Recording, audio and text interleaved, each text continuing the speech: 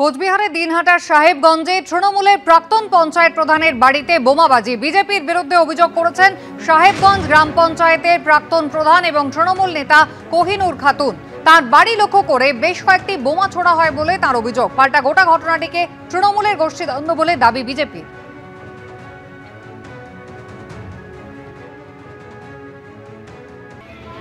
এক রাতের নাগাড়ে বৃষ্টিতেই নাভিশ্বাস দশা কলকাতাবাসীর। দিনভর শুধু দুর্ভোগ আর দুর্ভোগ। দিনের শেষে জল কিছুটা নামলেও দুর্ভোগ শেষ হয়নি, কারণ এইসব রাস্তা বর্ষা আসতে না আসতে বিভিন্ন জায়গায় পিচের তাপ্পি ধুয়ে বেরিয়ে পড়েছিল ইটের কঙ্কাল। পুজোর কদিন আগে কিছু জায়গায় একটু জোড়া তাপ্পি দেওয়া হলেও সোমবার রাতের বৃষ্টিতে তা ফের সাফ। আবার বেরিয়ে পড়েছে রাস্তার কঙ্কাল সার চেহারা। কলকাতার রাস্তায় আমরা যেরকম ভাবে দেখতে পাচ্ছি যে জল জমে রয়েছে এবং তার ফলে পিচ কিন্তু ক্রমশ উঠে যাচ্ছে। এখান থেকে আমরা দেখতে পাচ্ছি যে ক্রমশ এই যে পিচ যেটা রয়েছে সেগুলো কিন্তু পরপর এরকম ভাবেই পিচ উঠতে শুরু করেছে। মানে হাত দিলে প্রায় পিচ উঠে যাচ্ছে। এখানে পরপর এই যে পিচ, সেই পিচ কিন্তু উঠে যাচ্ছে রাস্তা থেকে। এটা দক্ষিণ কলকাতার আশুতোষ মুখার্জি রোড। রাস্তায় যেখানে খানাখন্দ হয়েছিল শুধুমাত্র সেই অংশটুকুই পিচ ঢেলে মেরামত করা হয়, কিন্তু তাতে লাভের লাভ কিছুই হয়নি, কারণ বৃষ্টির জেরে প্যাচওয়ার্ক ধুয়ে ফের বেরিয়ে পড়েছে ফাটল। চূড়ান্ত বেহাল অবস্থা EM বাইপাস লাগোয়া মাদুরদহ মেন রোডের। স্থানীয়দের দাবি, মাসখানেক আগে এখানে তাপ্পি দিয়ে গর্ত বোজানো হয়েছিল। বৃষ্টিতে সেই প্যাচওয়ার্ক উঠে গেছে, এখন আবার ভরসা ইটের তাপ্পি। জল এই পিচের রাস্তা যাকে আমরা সাধারণভাবে বলি, মানে টেকনিক্যালি যেটা বিটুমেন দেওয়া, এই জল এর ওপরে থাকলেই ক্ষতি, কারণ বিটুমেন আর জল পরস্পর খুব শত্রু। এই যে জলটা জমে আছে, এই জলটা জমে থাকার ফলে যেটা হবে, এই বিটুমেনটা ওই পাথরগুলোর থেকে আলগা হয়ে যাবে। আর বিটুমেনটা পাথরগুলোর থেকে আলগা হয়ে গেলেই যেটা হবে যে এরপর জল আছে, বিটুমেনটা আলগা হয়ে গেল, এবার জলটা তো একসময় সরে যাবে।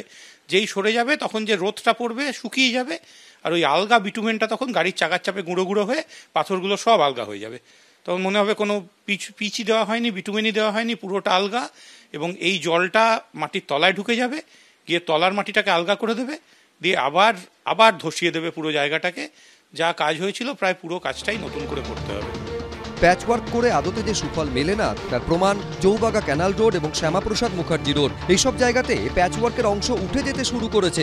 এই তাপ্পিটা না মেরে সারা বছরে আগে থেকে প্ল্যান করে রাস্তাটা যদি করতো তাহলে এই তাপ্পিটা মারতে হতো না। মহানাগরিকের শিক্ষা নেওয়া উচিত। এই যে জায়গাগুলো ভরাট হয়ে গেছে, ফলে জল হঠাৎ করে বৃষ্টি হলে যে জল ধারণ করতো পুকুরগুলো কিংবা এই জলাজমিগুলো, সেগুলো করছে না। নয়নজলি আপনি বুঝিয়ে দিয়েছেন, ফলে রাস্তা তো খারাপ হবেই।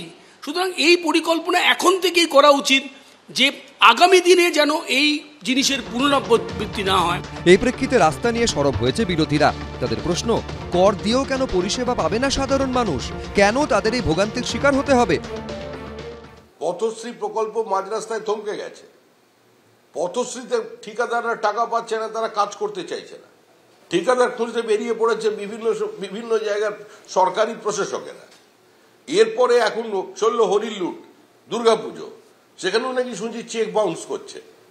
এই তো সরকারের অবস্থা। পিচের শত্রু এই তো বলছি, নতুন সিচুয়েশনে নতুন ভাবে ভাবতে হবে। পেভার ব্লক যেটা নতুন ভাবনা, এগুলো ভাবতে হবে। বছরের পর বছর এটাই হয়ে আসছে। যেটুকু অংশ ভাঙা সেখানে কোনো মতে জোড়া তাপ্পি, তার ফলে রাস্তা অসমান, যাতায়াতে সমস্যা, আর বৃষ্টি হলেই সেই বিশাল বিশাল গর্ত। এই যন্ত্রণা নিয়ে কতদিন চলাচল করতে হবে? এই দুর্ভোগের শেষ কোথায়? সেই উত্তর চাইছে কলকাতাবাসী। সত্যজিৎ বৈদ্য, কৃষ্ণেন্দু অধিকারী, সৌভিক মজুমদার, ABP আনন্দ।